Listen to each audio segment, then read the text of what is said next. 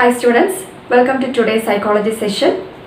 So last class we had discussed about the positive symptoms of schizophrenia. So positive symptoms comprises delusions and hallucinations. We had discussed about the types of delusions and we had discussed about types of hallucinations. Okay, delusions are unshakable belief with no reality. Hallucinations are strange perceptions in the absence of the external stimulus. So we had discussed the types of delusions as well as the types of hallucinations.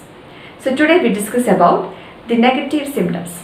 Okay, so negative symptoms are the pathological deficit to a behavior.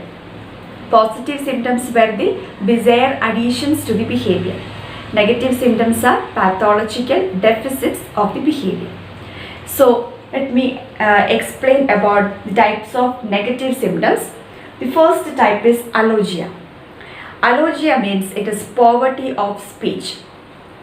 That means the lack of speech content or the decreased level of speech content.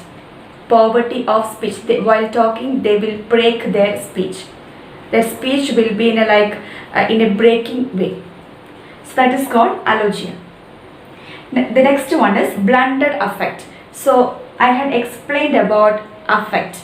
Affect means it is the expression of the present mood. Okay, mood is the present emotion. Affect is the expressional level.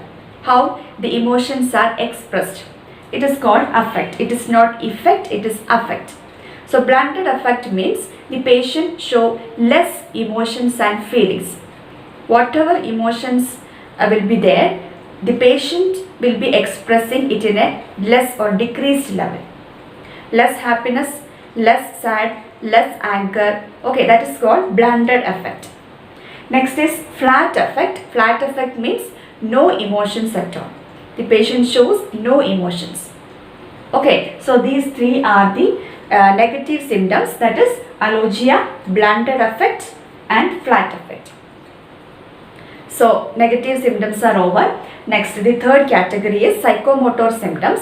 Psychomotor symptoms means the patient move less spontaneously and they make odd grimaces and body gestures. Odd grimaces means unusual facial features.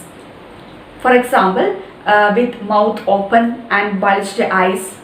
Okay, body postures means like in a walking position or in a standing position or in a crossed hands. Okay, these are the body unusual body gestures. So the extreme form of the psychomotor symptoms are called catatonia.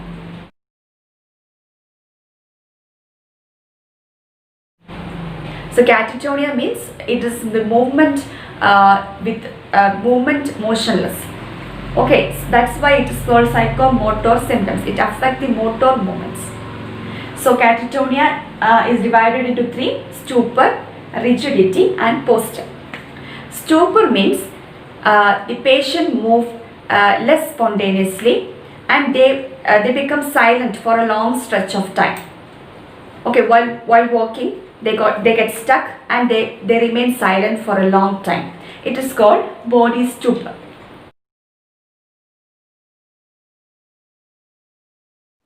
Or catatonic stupor. The next one is catatonic rigidity. Catatonic rigidity means they get motionless in an upright posture. Okay, that means in an upright posture means in a standing position. Stupor can be in a sitting position or a standing position, or while they are lying on the bed, the catatonic stupor will be there. The changes, they remain silent. Okay, and rigidity means only in an upright posture, upright position. It is called catatonic rigidity. And the third one is catatonic posture. Catatonic posture is the extreme form of catatonia. Catatonic posture means it is awkward position. Okay, that means the position in which an external is seen and it feels a little bit awkward, ugly. Okay, that is called catatonic posture.